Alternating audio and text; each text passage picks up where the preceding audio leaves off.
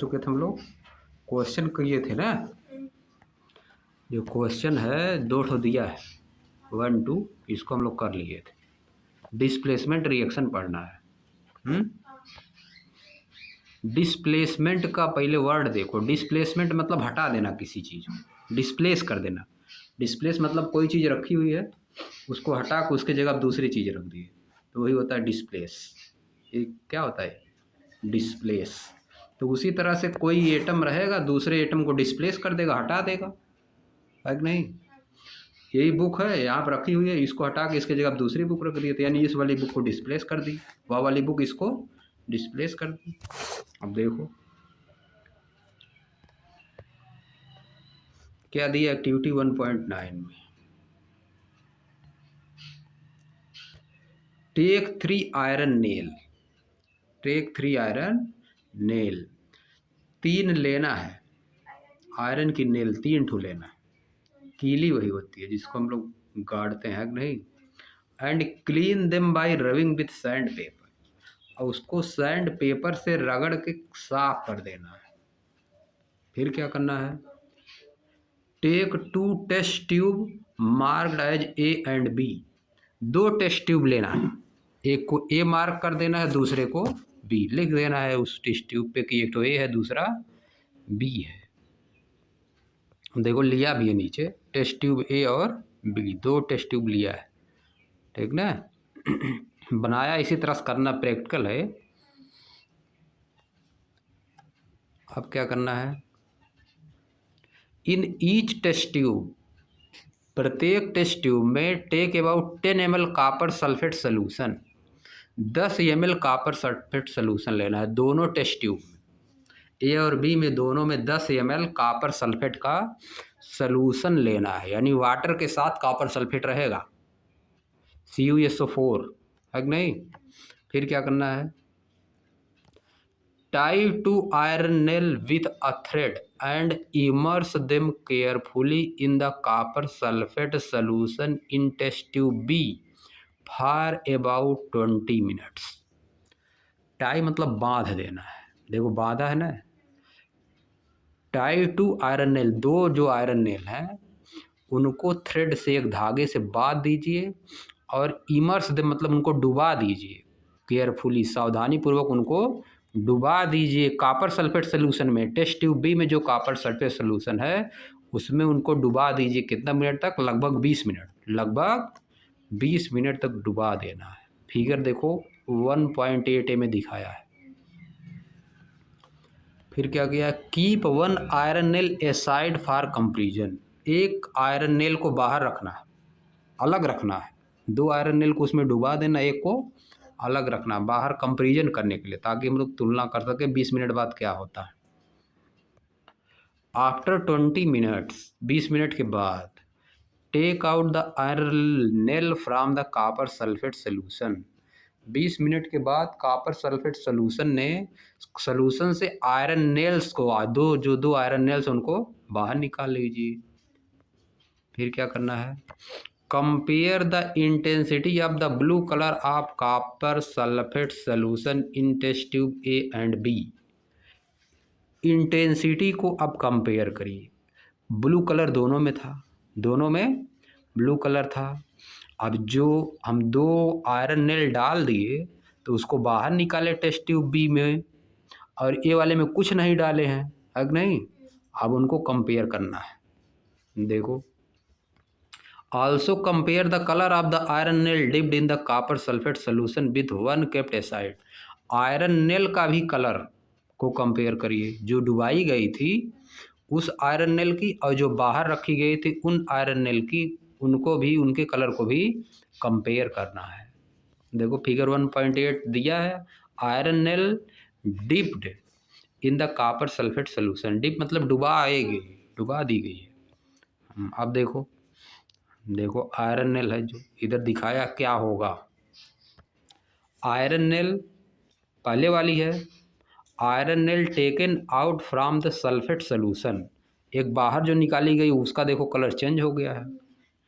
Copper sulphate solution में डालने के बाद जो आयरन नेल बाहर निकाली गई उसका कलर चेंज हो गया, जो बाहर थी उसका कलर कोई चेंज नहीं हुआ। इसका मतलब कुछ हुआ है। क्या हुआ बताएगा। अब इधर देखो जो फिगर बना है, copper sulphate solution test tube है जिसमें नहीं डुबाया गया था, उसका तो कलर देखो ग्रीन ही है कि नहीं। इधर जो बनाया है बी वाले में 1.8 बी में, जिसमें नहीं डुबाया गया था, ए वाले में नहीं डुबाया गया था, बी वाले में डुबाया गया था, तो ए वाला देखो ग्रीन ही है, उसका कलर कहाँ से चेंज होगा, कुछ चेंज नहीं। लेकिन जिसमें डुबाया गया था उसका देखो कलर चेंज हो गया है। टेस्ट ट्यूब स्टैंड लगाया, देखो reaction mixture test tube B, दूसरे वाला क्या है, टेस्ट ट्यूब बी है। हाँ, टेस्ट ट्यूब बी के अंदर डाला गया था। दोनों आयरन नेल किस में डाली गई थी, टेस्ट ट्यूब बी में डाली गई थी। नहीं, टेस्ट ट्यूब बी में डाली गई थी, ठीक ना। उसको देखने से मत देखो पाले बना है तो इसको इसमें डाली गई थी, ठीक ना। बी वाले में डाली गई थी, देखो लिखा है ऊपर, देखिए ध्यान से सुने नहीं। In the copper sulphate solution in test tube B, tie two iron nail with thread and immerse them carefully in the copper sulphate solution in test tube B for about 20 minute. देखो लिखा है ना third point में ऊपर से, activity के third point B वाले में डुबाई गई थी। किस में डुबाई गई थी, ए वाले में कुछ नहीं किया गया था, ए वाले में कुछ भी नहीं डाला गया था, ठीक ना। ए वाला जो टेस्ट ट्यूब है उसको ऐसे रख दिया गया था। जो तीसरी वाली आयरन नेल थी उसमें नहीं डाली गई थी, अपने मन से नहीं सोचना है, उसको अलग रखा गया था, ठीक ना। अपने मन से नहीं सोच लेना है कि इसमें 2 डाली गई, 1 ठे उसमें डाल दी। तुम तो अपने मन से सोच ले रही हो, जितना लिखा है उतना सोचना है, ठीक ना। कि मत सोचो कि तीसरी वाली कहाँ गई, तीसरी वाली इसका मतलब उसमें डाली गई है, ये सब नहीं सोचना है, उसको बाहर रखा गया है। 2 ठो एक में डुबाई गई, टेस्ट ट्यूब बी में 2 ठो डुबाई गई है, तीसरी वाली आयरन नेल को बाहर रखा गया है, सेट एसाइड लिखा है, सेट एसाइड मतलब बाहर रख देना। टेस्ट ट्यूब ए में कुछ नहीं डुबाया गया है, टेस्ट ट्यूब ए में कुछ नहीं डाला गया है। हाँ, कॉपर सल्फेट सोल्यूशन तो दोनों में है, कॉपर सल्फेट सोल्यूशन दोनों में है, ठीक ना। क्या हुआ, क्या है, टेस्ट ट्यूब बी में 2 आयरन नेल्स डुबाई गई हैं, टेस्ट ट्यूब ए में कुछ नहीं डुबाया गया है। टेस्ट ट्यूब ए में टेस्ट ट्यूब बी में दोनों में कॉपर सल्फेट सोल्यूशन है, ग्रीन कलर का, दोनों कैसा है, ग्रीन कलर। जब टेस्ट ट्यूब ए में डुबा दिया गया तो उसका कलर देखो यहाँ पे चेंज हो गया, टेस्ट ट्यूब बी का कलर चेंज हो गया, बी में डुबाया गया था। किसमें डुबाया गया था, बी में। ए वाले में कुछ नहीं डुबाया गया, उसका कलर वैसे ही है, कहाँ से उसका कुछ रिएक्शन ही नहीं हुआ तो उसमें कहाँ कलर चेंज होगा। बी वाले में रिएक्शन हुआ है, उसमें कलर चेंज हुआ है। अब देखो यहाँ नीचे क्या लिखा है, 1.8 बी के बगल में, iron nails and copper sulphate solution compared before and after the experiment. पहले और बाद में एक्सपेरिमेंट जो हुआ है उसमें कंपेयर कर रहा है आयरन नेल और कॉपर सल्फेट सोल्यूशन दोनों को। आयरन नेल देखो, आयरन नेल का कलर भी चेंज हो गया और कॉपर सल्फेट सोल्यूशन का भी कलर चेंज हो गया, प्रैक्टिकल हुआ है। और हुआ क्या है देखो, हो गया क्या, why does the iron nail become brownish. Iron nail जो है क्यों ब्राउन हो गई, ब्राउन कलर हो गया ना उसका, पहले सैंड पेपर से साफ किए थे, अब देखो कलर जब उसमें डाले टेस्ट ट्यूब बी में तो उसका कलर कैसा हो गया, brownish in colour. And the blue colour of copper sulphate solution fades, और जो ब्लू कलर था वह फेड्स हो गया, फेड्स मतलब गायब हो गया। कॉपर सल्फेट सोल्यूशन का ब्लू कलर जो था बी वाले में वो गायब हो गया, और आयरन नेल कैसी हो गई, ब्राउन हो गई। यानी रिएक्शन हुआ है, वही देखो लिखा है नीचे क्या रिएक्शन हुआ है। फर्स्ट वाले में कुछ रिएक्शन ही नहीं हुआ, उसमें कुछ डाला ही नहीं गया।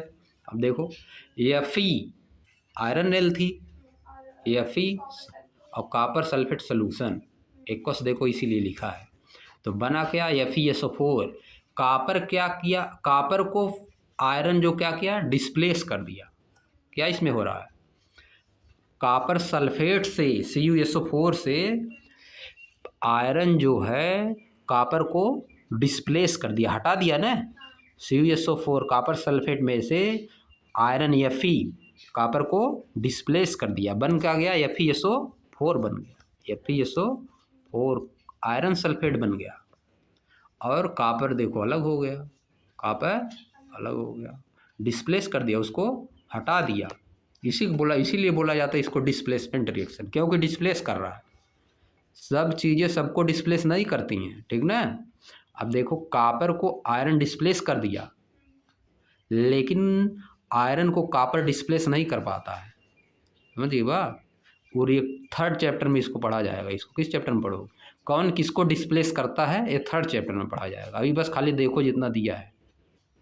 अब देखो क्या हुआ, कुछ चीज़ों को डिस्प्लेस कर सकती है ना, सब चीज़ सबको थोड़ा डिस्प्लेस कर पाएगी। जिसके पास ज़्यादा पावर रहेगी कम पावर वाले को डिस्प्लेस कर देगी, ठीक ना। अब आयरन का पावर ज़्यादा है कॉपर से, इसलिए उसको डिस्प्लेस कर दिया। अब देखो इसी तरह से बहुत होता है, एलिमेंट किसका पावर ज़्यादा है, ठीक ना, तो उसको पढ़ा जाएगा थर्ड चैप्टर में। अब देखो इन दिस रिएक्शन, इस रिएक्शन में iron has displaced, iron displace हो गया, आर रिमूव्ड या हट गया, अनदर एलिमेंट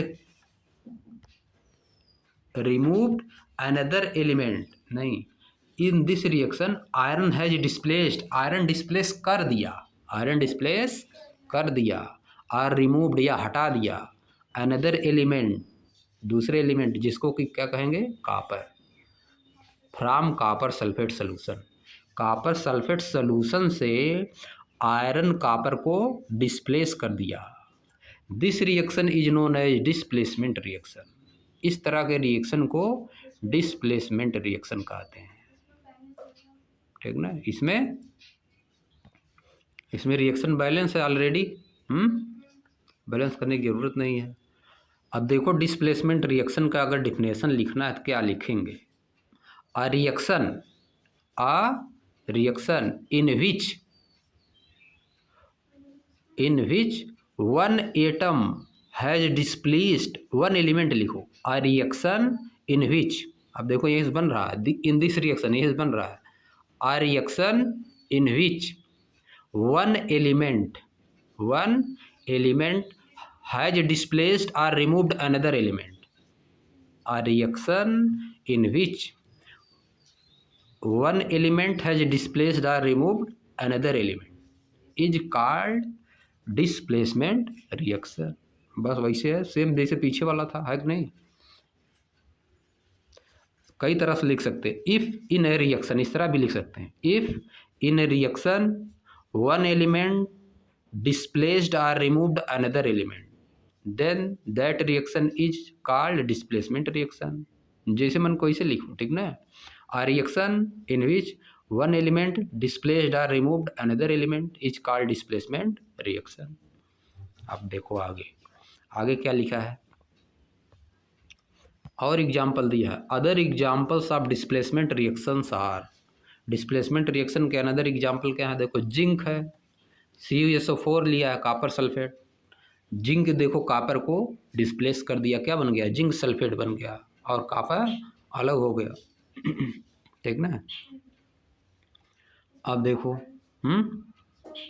हाँ इसमें भी कॉपर को डिस्प्लेस कर रहा है, देखो लेड है, यानी इन सबों की पावर कॉपर से ज़्यादा है, जो कॉपर को डिस्प्लेस कर रहा है उनकी पावर ज़्यादा है। लेड देखो कॉपर क्लोराइड है, इसमें कॉपर क्लोराइड लेड क्लोराइड बन गया, डिस्प्लेस कर दिया कॉपर को, और कॉपर अलग हो गया।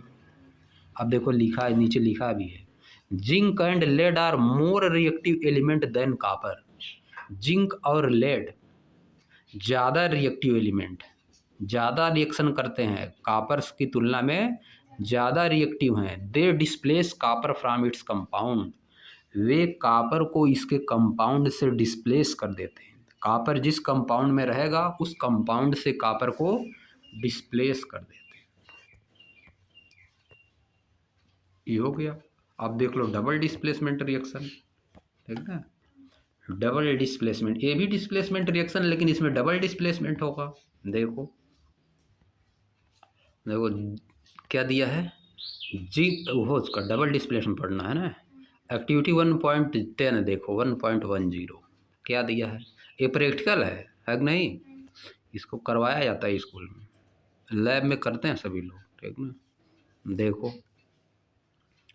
Take about 3 ml of sodium sulphate solution in a test tube, sodium sulphate का सलूशन लेना है 3 ml। एक टेस्ट ट्यूब में सोडियम सल्फेट का 3 ml सलूशन लेना है। आप देखो इन अनदर टेस्ट ट्यूब, दूसरे टेस्ट ट्यूब में take about 3 ml of barium chloride solution, दूसरे में बेरियम क्लोराइड का सलूशन लेना है। मिक्स द टू सलूशन, दोनों को मिक्स कर देना है, मिला देना है। फिगर 1.9 में देखो बता रहा कैसे कैसे करना है।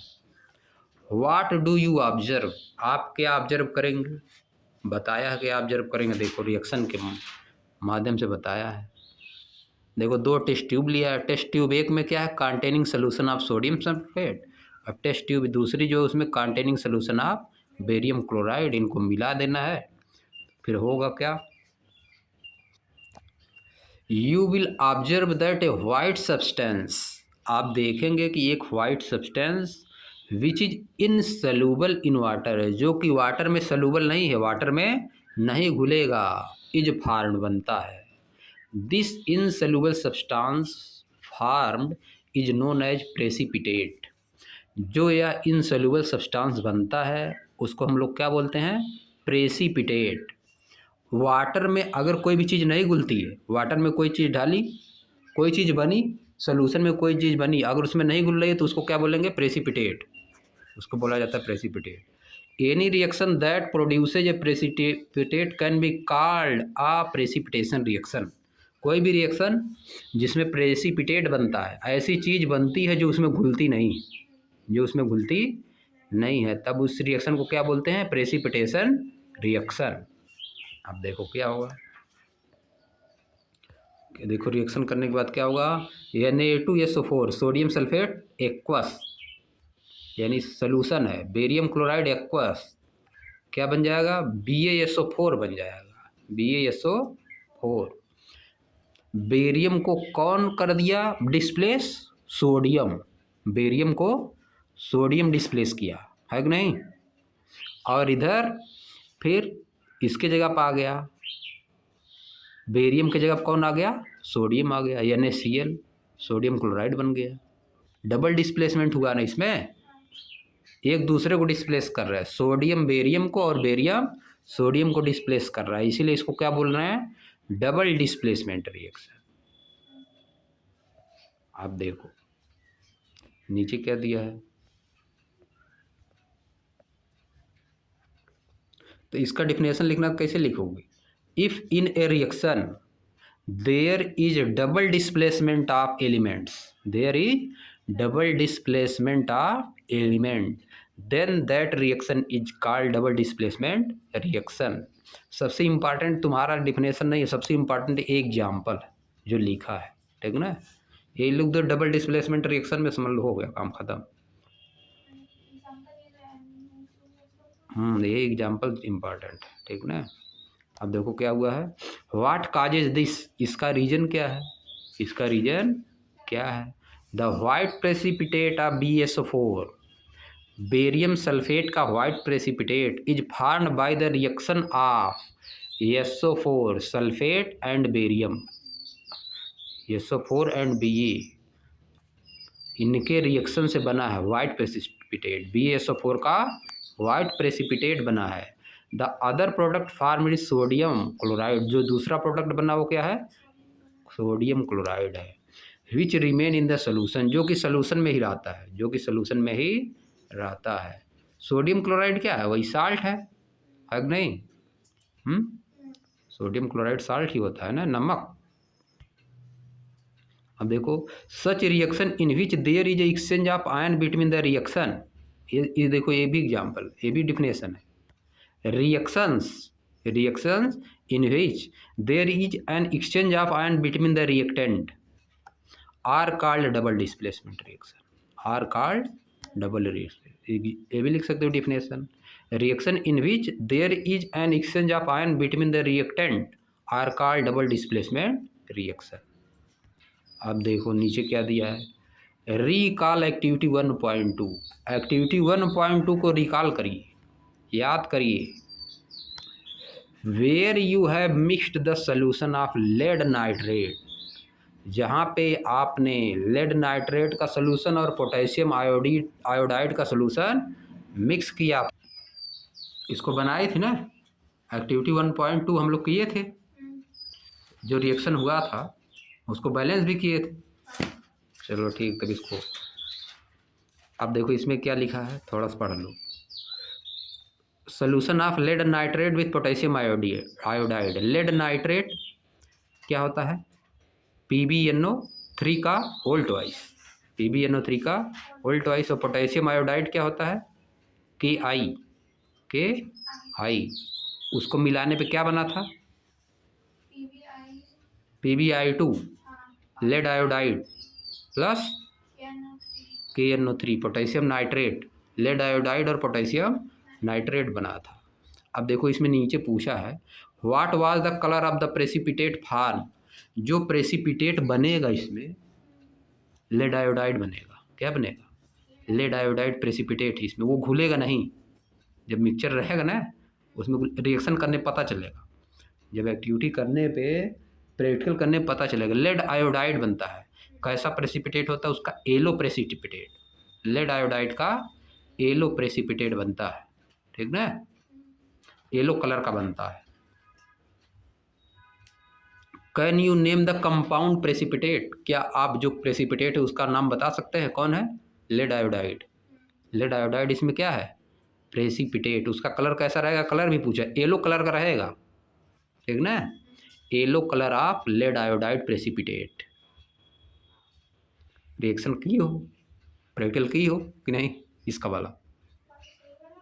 अब देखो नेक्स्ट वाला, right the balanced chemical equation for this reaction. हम बैलेंस्ड केमिकल इक्वेशन भी लिख चुके हैं इसका, है नहीं।